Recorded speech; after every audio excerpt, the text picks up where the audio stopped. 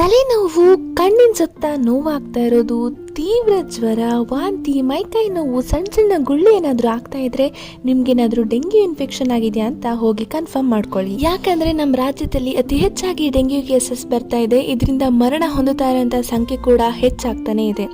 ಇದು ಏಡಿಸ್ ಈಜಿಪ್ಟಿ ಅಂತ ಸೊಳ್ಳೆಯಿಂದ ಬರುವಂಥ ಕಾಯಿಲೆ ಆಗಿದ್ದು ಬೆಳಗ್ಗೆ ಮಾತ್ರ ಕಚ್ಚುತ್ತೆ. ಜೊತೆಗೆ ಶುದ್ಧವಾಗಿರೋ ನೀರಲ್ಲೇ ತನ್ನ ಬ್ರೀಡಿಂಗ್ ಮಾಡಿ ಸಂತತಿನ ಜಾಸ್ತಿ ಮಾಡ್ಕೊತಾ ಇದೆ. ಸೊ ಆದ್ರಿಂದ ಎಲ್ಲೆಲ್ಲಿ ನೀರು ಸಂಗ್ರಹ ಆಗ್ತಾ ಇದೆಯೋ ಅದನ್ನ ಕ್ಲೀನ್ ಮಾಡ್ತಾ ಇರಿ.